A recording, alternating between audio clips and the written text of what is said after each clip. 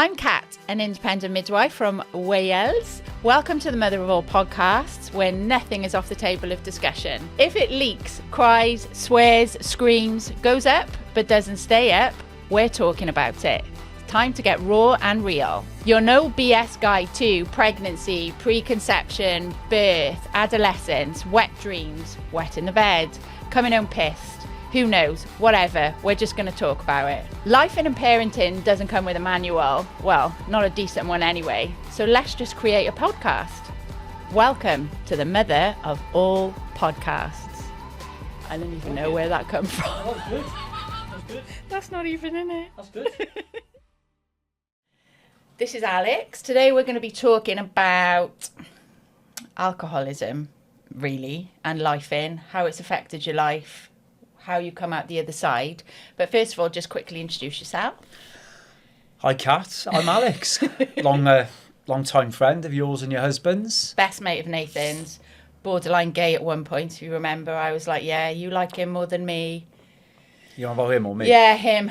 It was reciprocal, don't worry. Yeah. Good times, yeah. It was good times. So, dad of two, what's your job? I'm a lecturer in sociology. Yeah. I work for Cardiff Met Uni. Been there a long time. A little bit of split service. So I've been back there for this time, for 10 years. So, yeah. Oh my God, that's flown. It's been good, yeah. Undertaker before. Undertaker? Grave digger? Grave digger, memorial mason, used to engrave headstones and then install them in cemeteries. Randomly? Used to dig the odd grave. Yeah, that was good fun. Why did you go into lecturing from that? Well, I went into what I did originally, Yeah. like memorial mason. I started doing A-levels in school and money was tight at home and I had to leave and get a job, really. Yeah. So the local memorial mason was advertising at the bottom of the road and I went along and started working. So, what made you go into uni? Was that something you always wanted? Because you've always been a bit of a researcher. yeah, do you know what? I had a bit of a long distance thing with an ex-girlfriend, you know, when it's like when you're younger. And her parents were both teachers. And we used to have conversations and all the rest of it. And I think they knew I had half a brain cell and they always used to encourage me. So the one new year I did take the plunge and applied and never looked back, really. Originally I had the intention of training to be a PE teacher and I remember that. sitting my days out in a school. But it didn't work out like that. I ended up enjoying working with the older ones, so the 18 pluses. I never left, stayed there. This is so random and it's nothing to do with what we're talking about. But knowing you're a lecturer, what do you think of education with your kids now? Are you like a dad that, because this is a parenting podcast as well, are you like a dad that are like, you've got to do your fucking homework, you've got to do this? Yeah. It's a balancing act, isn't it? It's a Yeah. balancing act because I was the first person to go to uni in my family. Preach. So I never had that encouragement. No. That's not to say my parents didn't encourage me, but they just didn't know about the education system. So because it's worked so well for me, and it's an important. You love it. It's one of my values. So of course I'm gonna encourage them to do as well as they can in education. But if it goes that university's not for them, then that's okay. There's other avenues. I was a bit sort of woolly, but I want them to be happy first and foremost. That's not woolly. Their happiness is of paramount importance to me. And so happy. if both of them come back and said, like me, I just want to be I had to go to uni to be a midwife, but they just want to be, I don't know, an actor or a singer, Why, you wouldn't give a shit. Why can't you be? Yeah. Always have a backup though. Yeah. Always have a backup. I didn't. You can always have a backup. But but we got there in the end. Oh yeah, but I wouldn't want that for my kids. I wouldn't want them to go into uni at my age. Jesus Christ, 16, sitting a maths GCSE with 16-year-olds age 32. There's no fucking fun in that. Yeah. But you got there though. You found a way. But you say about parenting, it's like any sort of ambition that I had when I was younger. And it's no fault of my parents. And God rest their souls, they're not here to defend themselves. Yeah. But it was always like quashed. What do you want to do that for? You can't do that. It was like always know your station. And I think back on that and it disappointed me. I never got to tell them that, but it did. Do you think you would now? I think that I've got a lot of unanswered questions. Yeah. I've got a lot of unanswered questions, both good, bad, indifferent. And first and foremost, obviously, I'd love to just pick the phone up to them once more. Just a phone call. And just have a general Not even have chat. a meal around the table, just a call. That would be nice, but it is what it is. So we're going to start with your upbringing then, because you've gone into your mum and dad. Like I asked Simon as well, who was on last week. If you could describe your upbringing in a sentence, what was it? Inconsistent. One word. Yeah. Yeah. In what way? Well, from memory up until about the age of 9, Yeah. it was like picture perfect. Really? Yeah, I had a good upbringing. Really And would good. your brother say the same? I think so, yeah. And we're tight. We're really tight. He's my best pal. Yeah, it was good. And then like family tragedy and a couple of other things sort of impacted my mum and dad's relationship. My dad had a drink problem. He was an alcoholic, and that sort of tainted my early adolescence, really. I ended up growing up probably far quicker than I had to, really. But yeah, it was all right. Did you stayed with your dad or your mum? I can't remember. Oh, that's a stupid joke, isn't it? It's Yeah. like my mum and dad had a massive custody battle, and I ended up living with my dad, so he lost. But no, there was no custody battle. But I did I did end up. My mum moved out; she needed some space. Yeah. So I ended up staying with him, and I was interested. Did they split up because he was an alcoholic? Yeah. Yeah. Was that like the major? It was the only issue. That's the real shame. Like, they still loved each other. Oh, and, your dad, man, and your mum. Like, yeah, it's a shame. It's like it's a tragedy, really. Yeah. You could probably write a play on it or something, but it's such a shame because they met when they were young. It was like it was a proper like romantic love story, really. Like me and Nathan. Yeah, it was. It was. And it just goes to show that how one thing can separate two people so badly, It's and huge. if it's not fixed, then yeah. When she met him, he wasn't an alcoholic, no? No, so my dad came to Cardiff from Glasgow when he was 15. Yeah. 15 years of age. By himself? Yeah, by himself. So he played for Cardiff City. Mm-hmm. But alcoholism cuts through the core of my family up in Scotland anyway. Yeah. And he was the youngest of 5 siblings, and they were all affected by alcoholism. So he had a pretty shit upbringing. It was in his to be linear honest. line. It was terrible. Yeah. In contrast, my mum had like a picture perfect upbringing. White picket fence. Yeah, everything you could wish for. Like, she was lucky enough at the time, working class family, but they had a car and a house and all the nice things. They used to go away on holidays, and it was stuff you see in fairy tales, really. And he didn't have any of that. He had a terrible upbringing. There was violence, there was chaos, police involvement, real adverse childhood experiences, really, coupled with the fact that he moved away at 15. It's not a great start in life, really. But So when he moved over here, where did he stay? He didn't move here and meet your mum straight away, did he? no, he lived in Diggs in Canton. Yeah. He lived in Canton in a house. A family looked at with the young footballers Yeah. that moved from the 4 corners of the UK. They would get taken in by families and he'd get looked after. So Was he drinking then? no, No.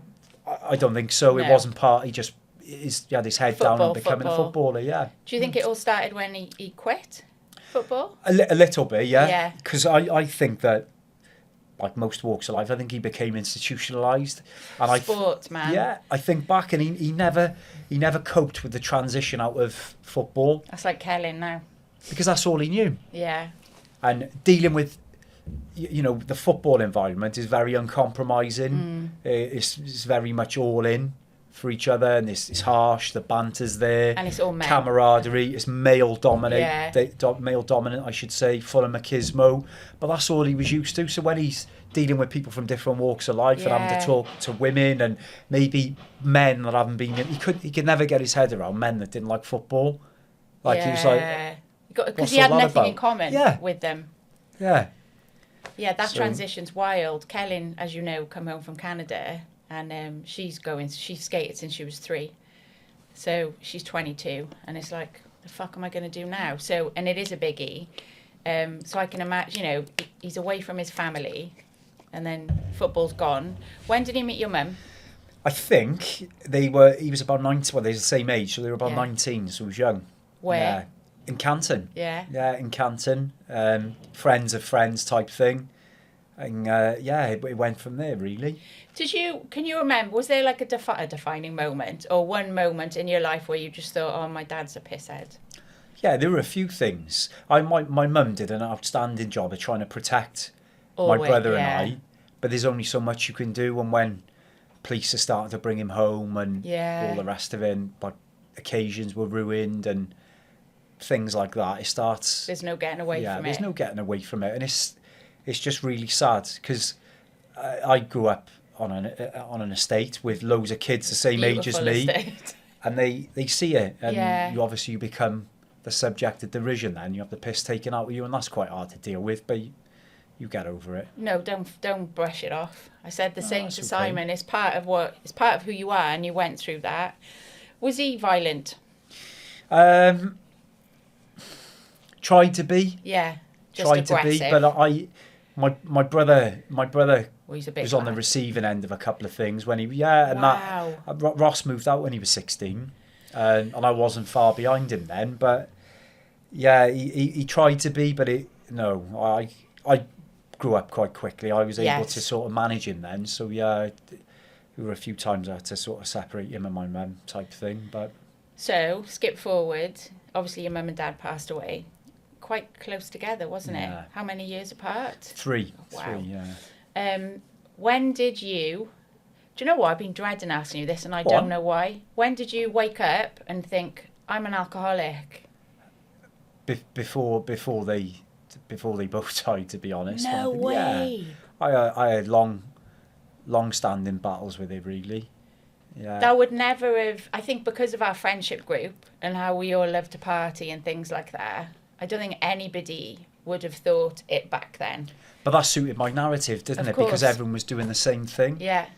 But then when I carried on doing those things on my own, and with people that weren't doing those things, and the way it made me feel and the effect of it was like, and I tried to stop long before I did, but there's voices come in your head saying, oh, you're going to go to weddings and funerals and all, and you start thinking of all that, but no, it's no good. Even like for me, maybe not so much now because of my job. We went to a wedding together and we were the only two sober. Me because I was on call and you because you were sober. I was fucking dreading going to that wedding because I was like, how can I sit there? And our friends are nuts. How can I sit there and not have a drink? And then I'm like, well, am I an alcoholic? Because why can't you go to a social event without a drink? It does make you question, what's the difference? There's no... what a laugh we had. I know, it was brilliant. And how did you feel the next day? Fine and amazing and loving life and a bit gloaty, to be honest, because everyone else was hungover. But I would have preferred to have been pissed. But you say that, but for me, right, and I can be quite deep and keep things in. You can. That's why I was surprised you said yes to this. No, but it's fine. But you say that, but the effects of... I used to be so, after nights out and everything, I used to be so jealous of everyone else because they'd be happy after, what a night last night. I'd be like, what have I done? Have I pulled my pants down? Have I stolen an old lady's handbag? What have I said? What have I done? And no, not good. Not good. Were you, like you've got 2 kids, was there a moment where, you were being a dad, for example, where you were in such a... like completely shit-faced and you just thought, I'm a dad, like I shouldn't be doing this? Yeah. But it didn't stop me.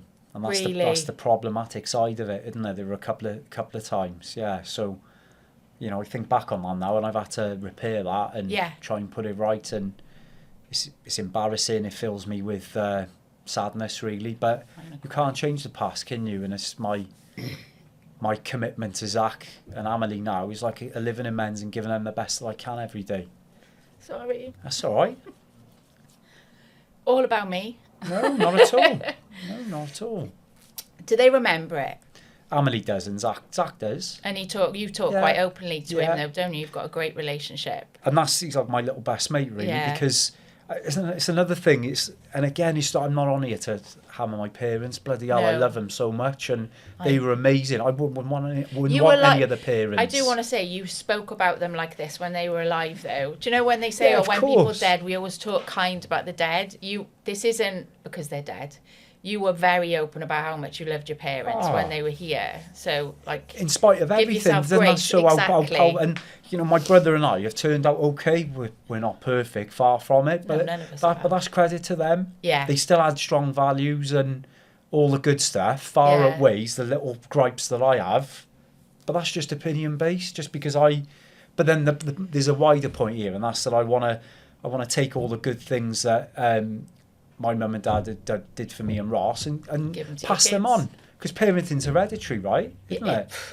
100%. And also, you want to cancel out, because we say to our kids, they think we're so cool, as you know, but we say, Everyone like, does. you should, there's always something that you should want to change. And we asked them on the podcast, and they were very all open about it. Kellen said nothing, but she would anyway. But there is always a cycle that you want to change when you're bringing up your own kids. And that's the point, like, returning to your original question, like when me and Zach talk, I was always shushed as a child, Yeah. and as a young teenager. Oh, come on now, adults talking here. I was never exposed to that, and it restricted me, and I don't want to do the same for Zach. He's 14 years of age. What an age. Whatever I don't tell him, he's going to go and search up Oh on my social God. media anyway, so I owe him the respect to answer things as best I can in line with his Yeah. age, you know. So of course he's got his peer group if he wants to go and fill in the gaps, which I'm sure young people do, but I feel like I owe it to him. You should have an honest, open relationship. So Amelie doesn't remember any of it. No, thankfully. So why thankfully? Because of the age or the fact or the gender? No, the age. Yeah. Yeah, the age. That's it.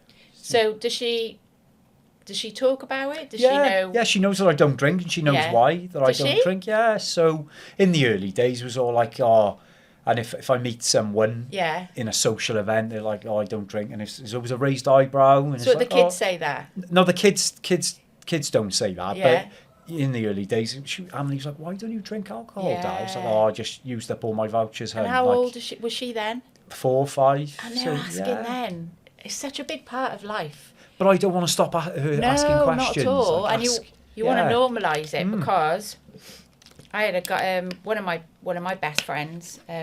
He's a recovering alcoholic, and I said the same to him. Do you think it's a genetic thing?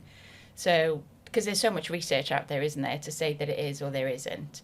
So is it a learned behaviour? Do you worry for your kids? Because I worry for mine because it's rife in my families. I worry for my kids. I'm not a hard scientist, so I can't say if it's genetic. All I can say is it cuts through the core of my family on my paternal side, my dad's side. He was, and I've ended up one. So I do the maths there. I'm Yeah. going to be a bit worried about my kids, but yeah, I just try and educate them, and they'll find their own way. What if, so like we'll go back to Zach, he's 14. I wasn't drinking at 14 because I was an athlete. Yeah. So I was one of those unusual kids that actually didn't start till I was 18. But I hazard a guess you were, like most kids were, down the park, getting pissed on a Friday on thunder lightning. He's 14.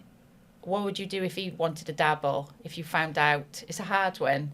It's funny because without even me saying anything or influencing him, Yeah. he's been to parties and a couple of other events, house parties, and he's told me that the kids have been drinking there, and he's not interested. I just think he's a bit cautious at the moment. Yeah. He's quite a cautious lad anyway, He's cool. which I'm pleased about because he's not an alpha male. No. Which is good because he's sensible. He's got a good head on his shoulders. So if he find his own ways, it's Yeah. up to him, really. Do you think it'll be hard for you though?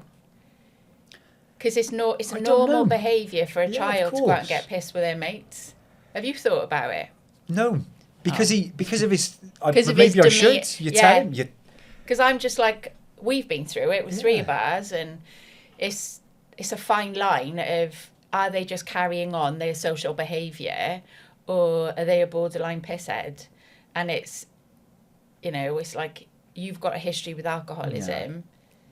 Where do you draw the line? Say 3 a.m, he's coming home pissed at 18 years of age, or Amelie. Where does the fear come in? Do you know what I mean? Yeah. Do you know what's Planted funny? the I seed think now. back about and when we went away on Nathan's stag to Magaluf, I Oh was my the God. youngest. I was 18. There we go. I can remember I drank all day every day. Yeah. I can remember every single minute of that trip. No I've got way. good memory. I can remember everything about it. I can remember where we went. I can remember what we did. I can remember the theme nights, the different bars we went to. I can remember where they were in relation to the strip and everything. Mad. No mind blindness or nothing which comes with drinking all day, every day. I actually remember when we came home, I think it was late on a Friday night stroke early morning, we all went out into town. Yeah, you did. On the Saturday. And it was the most boring night out ever because no one could get pissed. And we went to the Prince of Wales and everyone's necking drinks just like sat round like, this is so boring. We went home. That's what happens though. Yeah, of course, because you built up and you just tolerance. Keep drinking and drinking. 7 days on it. I always remember that. It was funny. So Zach or Amelie going on their first stag or hen, how would that, would it fill you with fear, concern, worry?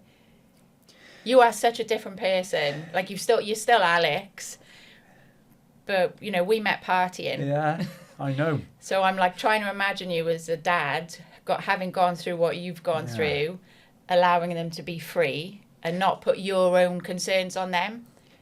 Do you know what it is in the melting pot? I think there'll always be fear. Yeah. But if I can suppress that a little bit and just have more concern for him, for his welfare than the fear. Yeah. Because otherwise I'll start making it about me and that's not good because I think that breeds like codependency then. And I don't want that. I want my children to be independent if they can. So I don't know, you've given me like something to think about leaving here today. Yeah, massively. It's a hard one because I mean, quite a lot from the outside in, like me and Nathan have brought our kids up quite liberal. My mum brought me up completely codependent. It was ridiculous. So I've made it, I really didn't want that for my kids because I couldn't even brush my hair till I was 18. And I'm the most independent person you meet now. Like I'm so... Fiercely. Don't help me! Fiercely. So it's a fine line, that is. And I mean, I think the kids said on the podcast, don't be so giving.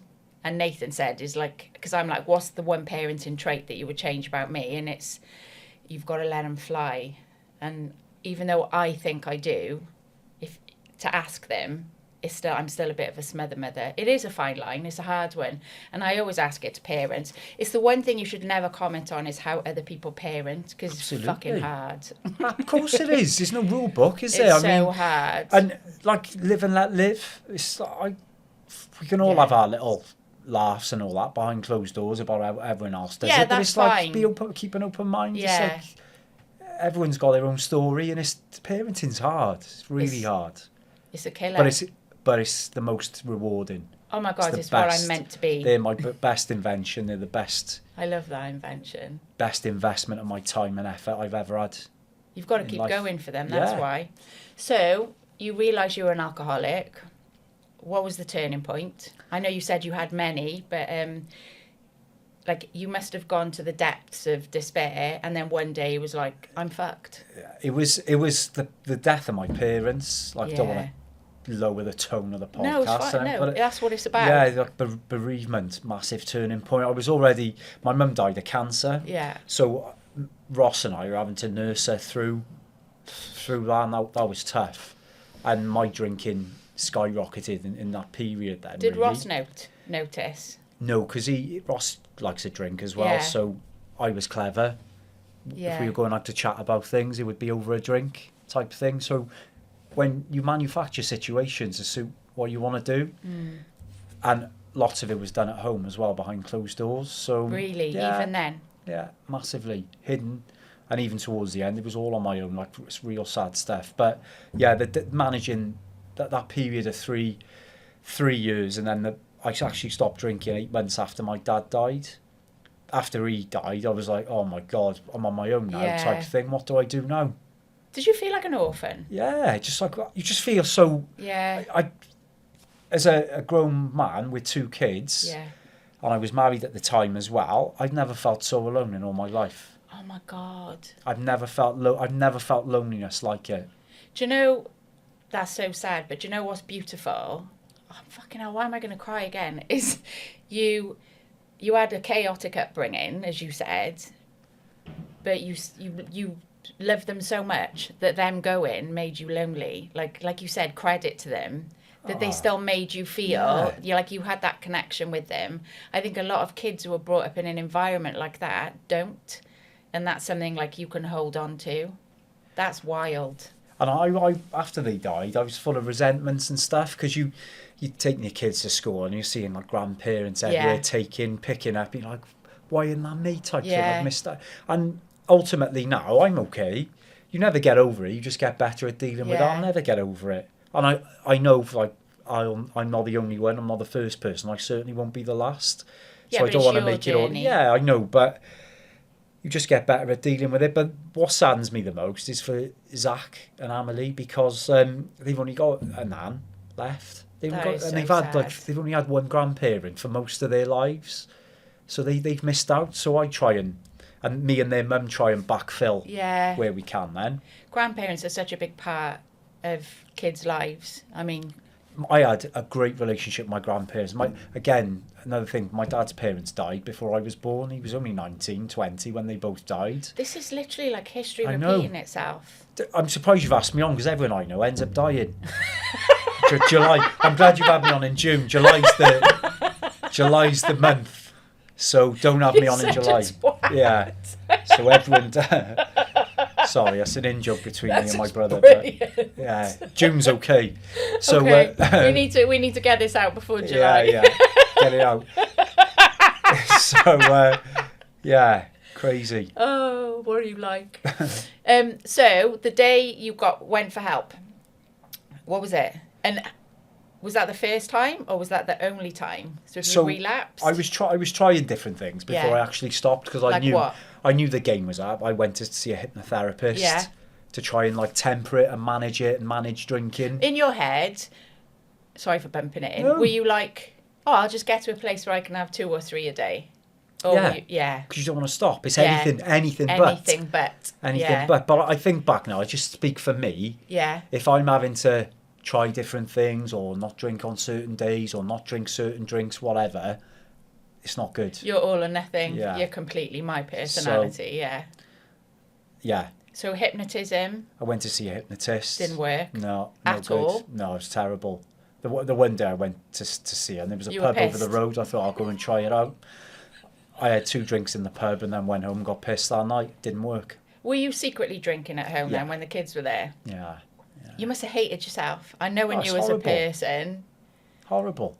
Hiding drinks. It's terrible. I wouldn't wish it on my worst enemy. No. It's a disease. And that's another debate, isn't it? It does my head in when people are like, well, you've got kids, you should be doing this and you should be doing that. It's the biggest thing in your life. But I thought about my own sort of journey through it. And again, I part of it's my childhood, because I'm a working class lad. Like, I was brought up not to talk about anything. Come on, you can never have a bad day. And I was brought up to be quite resilient. Yeah.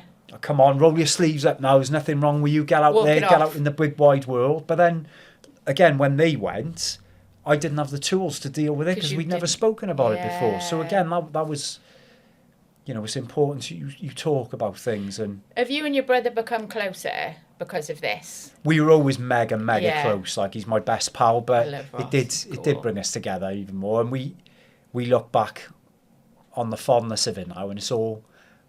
I've touched on some not so nice stuff earlier on, but that doesn't count. It doesn't feel the same now. You feel like you've parked it. I'm at peace with it now. We just look back on the good stuff. That's the goal. Yeah, and for those that know my dad, it's only me and Ross. Only me and Ross saw the bad side of him, really, which is a backhanded compliment, because my pals especially, I know they thought very fondly of him. So that's quite heartwarming for me. Yeah, because he went on, was it your stag? Yeah. Yeah, Nathan was rocking. Yeah, when he came home, he was telling me the stuff he was doing. Yeah. He was a funny guy, but that's where you hide behind that then, don't you? Because you're the same. Of course I am. It's my default. Yeah, you're a clown. To try and be... Literally. Yeah. No, but it is. Yeah, it's a default. It's a defence mechanism. So, AA? Was it AA? Yeah. Literally. That's what sorted you out. My last drink wasn't my worst. It was bad, but it wasn't the worst. What was your worst? I want to retract. What's the worst thing you wish... Not go back, because I don't think anybody... I hate regrets. It's a horrible feeling. I think it's worse than bitterness, actually. But if one thing you could wipe from your memory, what is it? There's a few things I don't think I could share divulge. Yeah, that's fine. Don't It's worry. got to stay in the closet. In the closet. Yeah. That's fine. Move on. Yeah, The day it's okay. that you thought, I got to go to AA, what was that then? If you said it wasn't your worst drink. It'd been building anyway, and I'd gone out. I was supposed to go home at a certain time. Didn't go home when I was supposed to. Turned my phone off. Just went wild. Woke up. Enough was enough. Like a genuine. And when I used to wake up, I used to drink the next day to sort of take the edge off. Total psychic change. I was like, I can't do this anymore. I cannot. It was literally a psychic change. Very wounded. Felt terrible. But my mindset was like, no, I'm done. I'm done. And it wasn't your worst. It was bad. Yeah. But I'd been in worse states. So I went to AA the next day. And was it a dilemma that was given to you at that time? That was like, you either sort yourself out or we're done? Or it was you, yourself? No, it was me. Yeah. And it has to be. It has to come from within. It was me. That's what my friend said. And he's relapsed quite a bit. I won't mention any names. And I've read some articles and it's like the more you relapse, the better chance you've got of recovery. But how can you say that? Because we're all different people. Every story is individualised. So since the day I walked through the doors of AA, I've never taken a drdrink. I know, me and in over Nathan were 5 talking years. about it. I can't believe it. But remember, I said earlier, I was dabbling with things and went to hypnotherapy. My relapses were happening before I went into AA because I couldn't stop. So that's not to say I didn't relapse because I couldn't. It just escalated before I went in. Yeah. So everyone's journey is different. It is. For some people, they need to go down in the gutter one more time. Well, that's what he said. So when he'll go for a pint or two, because he's a bit of a, what does he call it, an in and out drinker, and then he'll be like completely sober, and then he'll have a pint or two, and he knows exactly what's going to happen, but in his head it's like, I'm having a pint or two, and to be able to come away from that, he has to go down a dark hole. So he actually forces himself to go down a dark hole to get to the bottom so he can end up back in AA. And I'm like, that's just exhausting. Yeah, it's not sustainable, really. I hope he finds some inner peace. But for me personally, it's not the 10th, 11th, 12th drink that gets me drunk. It's the first one. You are very much like that, though. Yeah. Like an all or nothing. Why AA? Like, tell me about it, because my perception, and you know I'm an atheist, is that it's all godly. So that's the one thing that would put me off. Common misconception. Yeah. There are references to God. Yeah. But it's not a religious program. People think that it is on the outside. That's what I genuinely thought. It's not a religious program. All it's about is believing in a higher power, so something greater in yourself to help you out. So not something better than you. No, just something bigger than you. Like, we're not important than the world. Like, the world will always spin round without any of us. We're just a cog in a wheel. Yeah, of course we are. And it's just about having a bit of faith in something, really. It's nothing to do with religion. Like, I'm not a religious person. I know. But I'm not a religious either. I'm quite open-minded. If people want to be a Jehovah's Witness, a Christian, whatever, live and let live, that's their deal. Like, I don't mind. Yeah, as long as it doesn't impact me. No, but why do you think there's a misconception then? Because that is one thing that would put me off, like I said. Maybe it's just because it's quite a closed shop for obvious reasons. Yeah. You know, I'm on here today and I'm speaking openly about it, but one of our values is anonymity. Yes. Do they genuinely stick to that? It's really important. It's really important. And another misconception, people think that it's brown paper bag stuff and people are on the fringes of society in there. Lawyers, high court judges, police officers, supermarket workers, every walk of life is represented in AA, and we all have a ball. I was going to say, do you still go? 2-3 times a week. I have to. Wow. I have to. Massive. It's for a forever thing. It's the best club I've ever joined. Oh. Best club I've ever joined. So. I don't know why I got goosebumps. How many times a week were you going when you first went? Quite a lot. Yeah, Some people said like 3-4 times a bloody day. I still had work commitments and family to sort out, but the suggestion is like try and do 90 meetings in 90 days if possible, or as close to. But I was out. I think I used to go 5 times a week. Did you have a sponsor? I've got one now, yeah. Yeah. Yeah, I took my time with that. It took me about 6 months to ask someone. Mm. Didn't rush in. Because I wanted to stay with that person. Everyone's journey is different. But yeah, I just sat and listened for a while. I was like so wounded I couldn't make eye contact with people. I was like a rescue dog sat in the corner. But slowly but surely the mist lifts. And how long's it been? People. 5 just years. over 5 years. Do you ever get tempted? Nah, can't stand it. Not interested. Literally from day one? I have zero interest in booze. Knowing you as a person, that's why, look, we've spoke about this before anyway. We spoke about it at the wedding. It's so hard to even imagine that you just got such a disdain for it. Yeah. And my personal... Yeah, no, I love my besties, my pals. I love them having a swish. Yeah. Love them having a drink. Yeah, no, love it doesn't them having a stop good you really time. going out. Love that. Yeah. You know, brilliant. But just for me, I have zero interest. How do you manage those though? Because I know you went on a stag and things like that. Are you apprehensive when you go in? But you got to put like some management strategies in place, like right? What? So, for example, we went to London. Me and Nathan went to Yeah. London for our friend's stag, and we went to. It's one of the biggest cities in the world. So you can dive in and dive out, can't you? You know, when it was getting a bit. Luckily enough, those group of lads, I can't like tell you how supportive they are. Yeah. I can't. I was gobsmacked. Because you think sometimes, oh, come on, there's nothing wrong with zero. What, were you expecting them to like try and encourage you to have like just have one now? Yeah. Maybe, or piss taking. Yeah. No one said one thing. And it's funny, a couple of that group, when I actually had to tell them, they were like, yeah, we knew. I was like, what? Yeah. Because they'd done work in my house and everything when I was having it done up. So you think you're the only person that knows, Of course but you're not. you do. But getting back to it, just manage it, isn't it? If it was getting a bit like much, you would leave. Yeah, just go and get a coffee or go and have a walk around. Did you go to a meeting? No, I didn't. I would have done. You would have. I would have done, but I didn't need to. If I really felt like I had to, I would have done, but I didn't need to. What's your new addiction? Because everyone has it. Golf.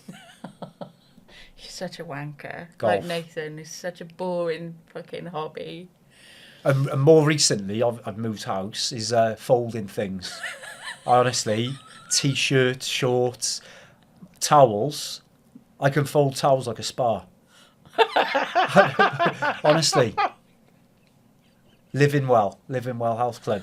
Other brands are available. What a random thing. Yeah, not anything really. One of our mates, I won't mention him, but you probably know what I'm on about. His was coffee for a while. I drink far too much. However, in my mind, and I'm one of those people that can have a really strong coffee late at night. Yeah. It doesn't stop me sleeping. No. And purely and simply, this is how strong the mind is. Like, well, you don't drink, you don't smoke, you don't gamble. Yeah. You're allowed a coffee. And that's why it doesn't affect me. Well, his coffee, and I'm a coffee snob. His coffee was so strong, I actually felt like I'd had 3 lines of speed. Really? Yeah, so it's like, it's still getting a feeling from it. That's not much for you. No, I'm a midwife now. Yeah, back in the day, obvious. Yeah. Would you say you're addicted to fitness? Yeah. Yeah. Yeah. But I don't think you're going to answer me this honestly. In an unhealthy way. Like an obsessive way. Probably. Yeah. But again, it's better than booze. I think Because it's really difficult. Because I've had issues with eating disorders and things. It's really hard to be addicted to something that is so good for you, and call it an addiction. Of course. Does that make sense? Of course. Yeah, I can obsess over weight, exercise. Yeah, I do. Body dysmorphia. All of that stuff. Yeah, I agree. Were you like that when you were an alcoholic? I always try to exercise where I could. Yeah. And try and maintain the status quo, but obviously when I stopped, I was carrying a bit of weight, like booze weight, and that just fell off when I stopped drinking. And I went, okay. Now you look like Superman. Oh, not quite, but still a bit more work to do, but always improve. There we go. I know. But your weight used to fluctuate anyway, massively. Yeah. And you used to hate yourself. I know. Can you remember? Yeah, I used to eat awful food. Awful food and too much of it. Yeah. So, yeah. Addictive personality. What Would you say now, 5 years sober, this is a bit of a random question, has it been a blessing to have gone through that, to be who you are right now? 100%. Oh, I would not. You know, if you asked me today, I wouldn't swap my life with anyone's. I feel so blessed, grateful. Do you think you'd be the person you are now if you hadn't gone through it? No. I think our experiences are what defines us. Totally. Massive believer in life experience. And I think to truly understand something, this is just my opinion, I fully appreciate everyone else's standpoint. To fully understand something, you have to live through it, I think. Yeah. Yeah, because I don't understand it, and I love a drink, and we've spoke about it before. I've even contemplated on going to have a chat with someone about the amount of alcohol I consume, because it's a fine line. But I've never lived through it. So, you know, I've woke up I'm nuts, and I've woke up pissed myself and, you know, lying in my own piss. Is that a point where you think, oh my God, you need to go and get help, or is that just another night out? I'm having this conversation with you, if someone else was having that conversation with you and they were like, oh, you know, I don't know if I've got a problem, it's just a weekend thing, but I'm waking up and I've got memory loss and I hate myself, what would you say? Again, like I would never push my stuff onto someone else. If someone asked me, if they asked you, I'd probably say, well, if the cost of a drink is costing you more than the price of the drink itself, you probably want to have a think about where things are maybe going wrong for you and stuff. But I would never tell anyone to do X, Y, and Z. It's not my place. I'll assist anyone, but I would never insist. Future relationships, would it put you off if someone loved a drink? Yeah. It would have to, wouldn't it? I think so. Not because I couldn't be around it. I just think that we'd be there. Yeah. We'd be there. Like, there's a common ground and don't share that bond, really. So, yeah, not for me. No. Two separate lives. You know, you said you absolutely hate alcohol. We all get stressed. But then I don't think it was bereavement for you, obviously. My mum smoked 70 fags a day and stopped smoking, literally cattle. Stopped smoking like that.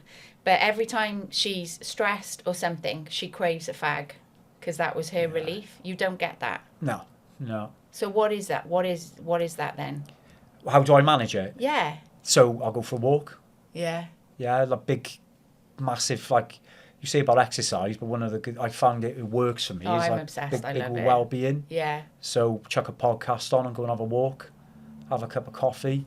I said earlier about golf. Yeah. And it's a weird one because, of course, I love sport and the sport itself, but it's all the fringe benefits as well. So when you're out walking, you're in your natural habitat. Yeah. Nothing else matters. I walk and I feel like how grateful I am for things in my life. I'm able to regulate my thoughts. I'm able to think about maybe what I want to achieve and maybe think about some of the things I could do better in. Or if I haven't had a good day, or if I've done something wrong or spoken to someone poorly, think about how I'm going to make amends for that. And it's like a self-regulation thing. Do you know when you were in the midst of it, I went through therapy, and one of the parts was I had to like apologise to people that I'd created absolute carnage for when I was in such a shit place. And I found it quite cathartic. Did you ever feel the need to do that? You have to, it's part of my programme as well. So, yeah. Was that hard? I haven't done it yet. It's hard. Yeah, the list is drawn up. Yeah. So, yeah. So she said, I want you to write a list, and then we'll reconnect next week. And I just, all or nothing, skipped ahead. I spoke to every single person on that list. I even phoned people I hadn't spoken to for ages. Yeah. It was so cathartic. But I don't think any of them actually forgave me. Is that your fear? No, my family did. But, people that I may have said a horrible thing to and it was still playing on my mind. There's still quite a lot of bitterness there, and afterwards I was like, I wish I hadn't bothered. Is that your fear, that you think they won't be forgiving? My programme that clearly stipulates make amends to a list of people we have harmed unless to do so would injure them or others. Yeah. So if you've got a feeling it's not going to be well received, then don't subject the person or yourself to it. Because they're not ready to receive it. Because they're not ready. So. Because sometimes no apology will be good enough. Of course. Have you got people like that on your list? I spoke about my children earlier. So me doing all the everything else people would take for granted on a daily is a living amends to them every day. Yeah. So being present for them, supporting them, and that's for them. Of course, I've said sorry to Zach and we've spoken about it, but that's a type of living amends. But I don't know, the other people is like that'll take care of itself in time. Yeah, it'll feel it's like a natural path. When you were growing up, if your dad then went through what you've gone through and come up, would have you been ready to accept an apology? Yeah. Yeah. I forgive him now. Yeah. Without an apology, because I know deep down in his heart of heart, he was a great person. Yeah. It's just the disease. Do you think that's because you've had it? Yeah, but I was always like that anyway. Yeah. It's like every son grows up idolising, worshipping their dad. They just didn't. Yeah. They do. And it just didn't end up being the way you see on the films and in the books and everything. But that's okay. Do you know you said you've still got unanswered questions? Are you happy to share one? Yeah, they're not questions about. There's nothing specific. No. Per se, it's just like life questions. So, and it's one of the things I tell my kids. It's like I think back, and I think one of the reasons why I felt so alone when they died is because they didn't tell me anything. Yeah, you didn't know much about them. I think back to my early 20s. Now, on paper, you're an adult. I didn't know my arse from my elbow in my 20s. Well, no. I had no advice or steer or anything, and guidance. It wasn't. No guidance. So that would be a massive piece of advice to my own kids. Really, is just asking anyone else. And I think. Do you think that's why you merged towards older friendship groups? I think so, yeah. To have that sort of looking after arm round the shoulder figure. Yeah, I've always... Because you were 18 when you came to our wedding. Well, I mean, we were only 23 anyway. Yeah, 5 years younger than Nathan. Yeah, that's probably why. And obviously the other boys are even older than him. But that's one of the good things about like team sport, for example, because when you play football like I did, you're mixing with lads of all ages, like 18 up to 40, say, and it's brilliant socially. It's brilliant for your social skills. It is. And you socialise together on a regular, and that was massive. It was brilliant fun. In saying that, you can completely understand why your dad went downhill when football ended for him. Yeah, because that was his only environment, whereas for me, it was just one social environment of a few to manage. Yeah, that's really interesting because obviously, going back to Kellen again, I put her in a skating environment the day she was born. All three of my kids, Evan was like, I'm not doing it. Lowry started later. She hasn't known any different. I can now, looking at the situation that we're in, I'm like, why the fuck did I put my kids in sport? And that's really sad because there's so many benefits of it, but it is an institution. Like it's a killer. I'm still involved in sport. I'm a referee. I can't. I don't know any different. No. So Saturday, my Saturday embodies football of some sort. Like it's the off season at the moment, and I'm clucking every Saturday. Like, oh, what? I'm on apps looking at. There's no fixtures. There's nothing to watch. But it's only for a couple of weeks, and then you're back in it. Then the hamster wheel starts again. But it's because it's in me, and my dad did what you did with your kids to me. Yeah. I'm very grateful for it. Yeah, I mean, she will one day, hopefully. Are your kids involved in sport? Yeah, Zach plays football, and Emily does dance, and they love it. They have to have outside interest and try everything. Try everything once and find your flow, and hopefully you can find something that you like to stick with for. If they become obsessed, would you put them off it? I know. It's funny when I don't know. It depends how good it is for you. It's hard. Yeah. It is. Yeah. Nearly there. That's right. There's a dad out there feeling exactly like you did 5 years ago. Like just at the depths of despair, and your kids are your life, and even that couldn't help you, when you were that low. What's the one, it's not even a piece of advice, just what's the one positive thing you could say to him to make him think, we've got it? There is a life beyond what you're currently feeling, and reach out to whoever. It doesn't matter who. It might not be a family member. Yeah. It might not even be someone you know. It could be a group of some sort. Reach out, because there's there's good times ahead, and recovery or whatever it looks, however it looks for you, can be achieved. Like it will pass. It'll always pass. Bad times pass. Did you, if someone had said that to you and they asked you at the wrong time, you wouldn't have taken the advice, obviously. Definitely. That's the problem, isn't it? Yeah. You've got to get there yourself. It's got to come from within. You've got to want to change, and then. Do you know anyone who's going through what you went through now? Yeah, I see obviously being an A, I see newcomers in, so that's someone who's just starting their journey, coming in and out all the time, and they're... Anyone close to you?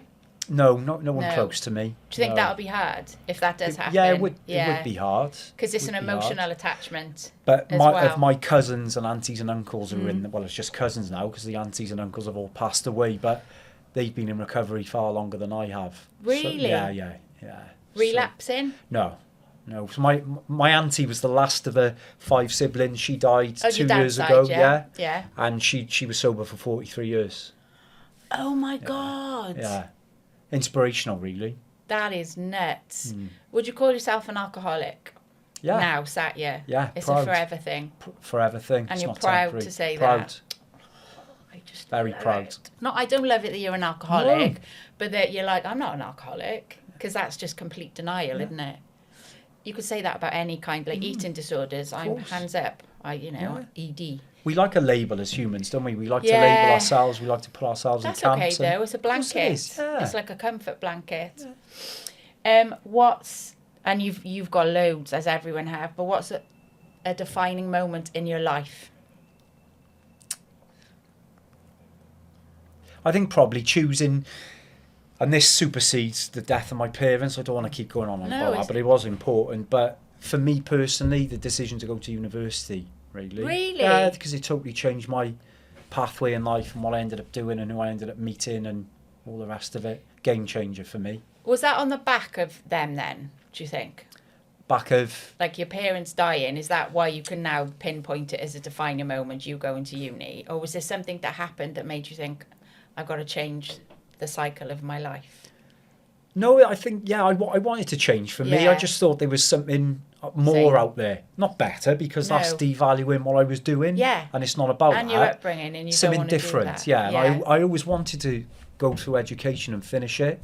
And I remember I was revising for my exams at the end of my first year, and my dad came in pissed one night, and he went, I reel this story off all the time. He's like, look at you, Mr. Big Shot. I was like, what are you on about, Dad? He's like, sound so much like him. You've retired at 23. I was like, have I retired? God. I'm doing exams, like to try and, but that's funny. Like, we laugh about that now. It is funny, but it wasn't at the time. No, it wasn't at the time. You were like, I don't know if you remember this, you didn't tell many people at first. You kept telling people you still worked in a funeral home. Yeah.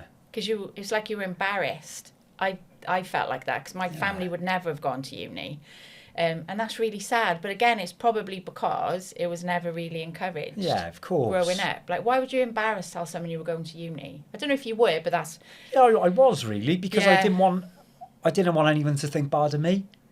Even though now it's the most defining moment of your life. Yeah, I know, but I like to think I'm still me. Like, my values are embedded. Like, I'm a working class lad that I'm fiercely proud to say that as well. Same. And I've got an all right paid job, and all the rest of it. I can put food in the cupboards and all the rest of it. Many people are struggling at the moment, so I'm very, very grateful for that. But it hasn't changed me as a person. I'd like to think it has in any way.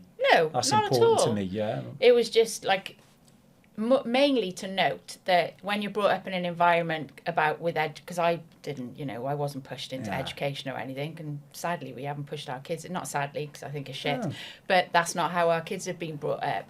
But I was embarrassed to say that I was going back to uni, and it's like, because I remember my mum saying, what are you doing that for?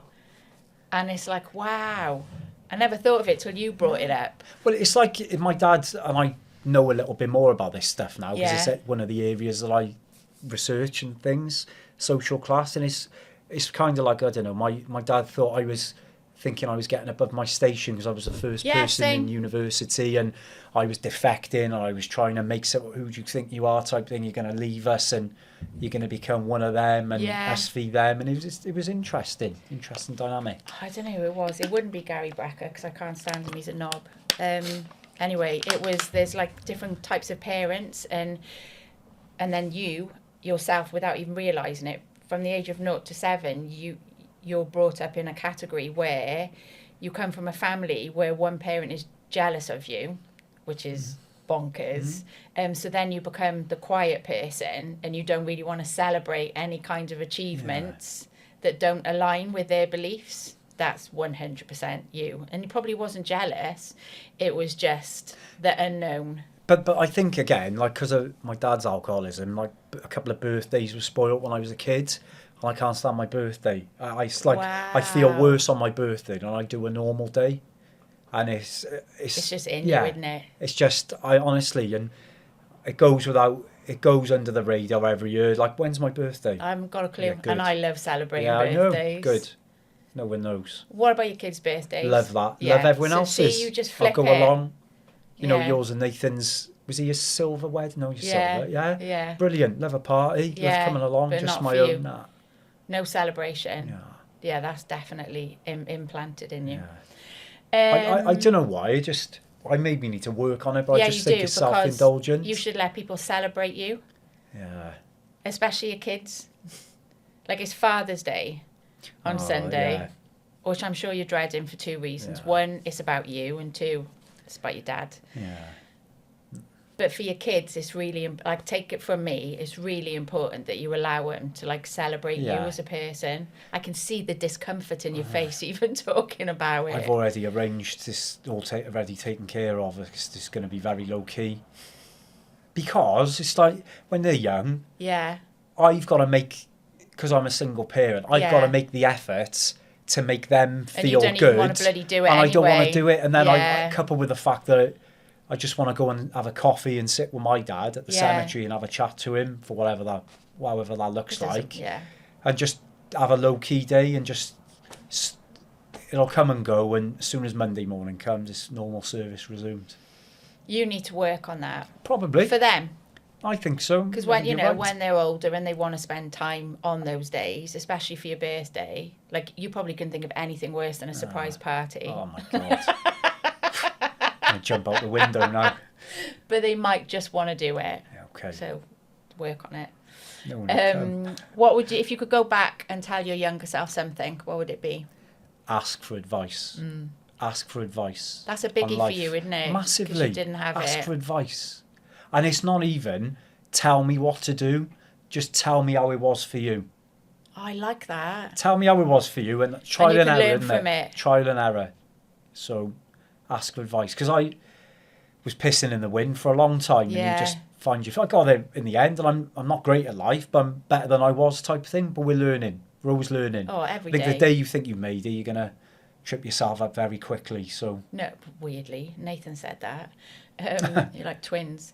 And what's one book, podcast, movie, or quote that you say everyone should? You just got to read this. Okay.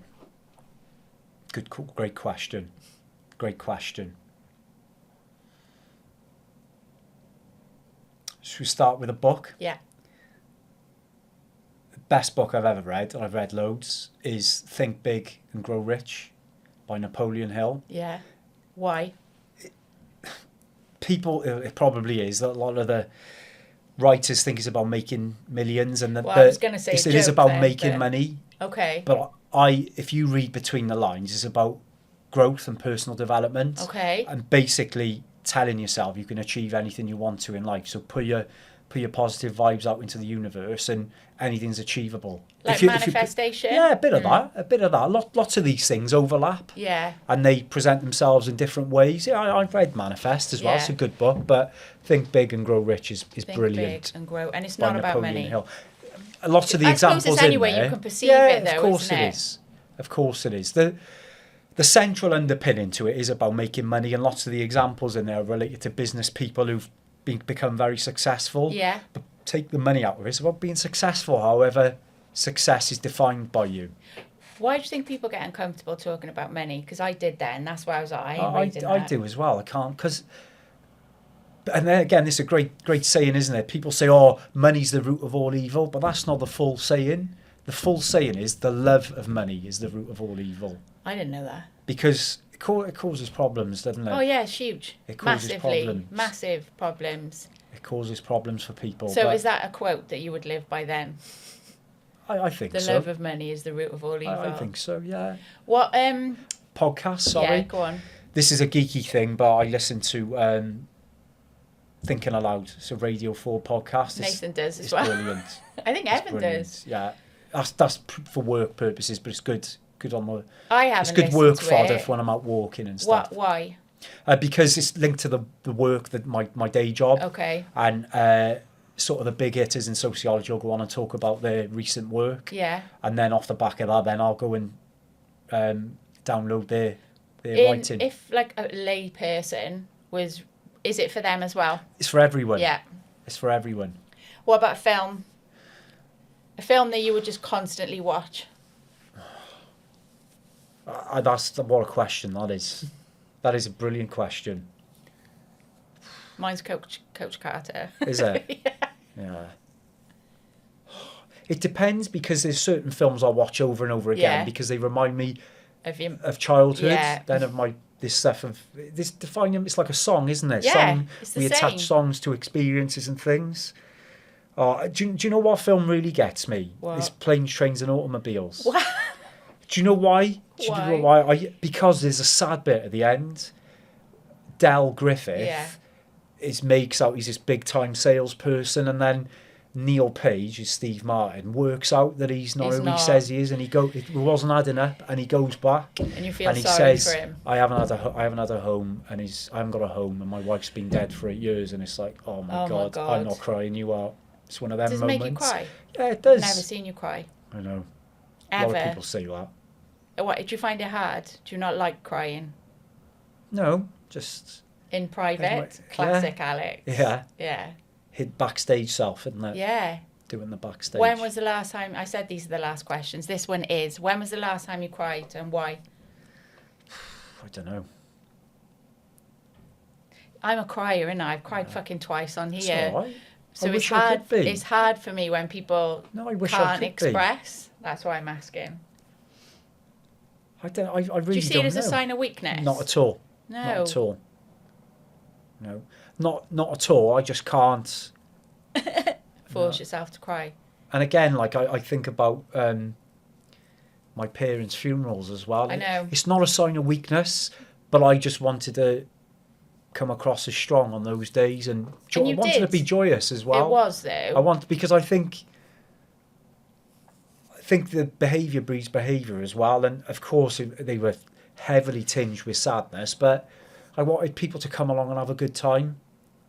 I didn't want people to be sobbing and then bugger off, because I wanted people to be around and talk about the good stuff, so I tried to make it upbeat. There was always a place for that, but I'll just take care of that on my own, I reckon. Have your kids ever made you cry? Yeah, all the time. That's enough for me. I'll all stop the time. asking. All the time.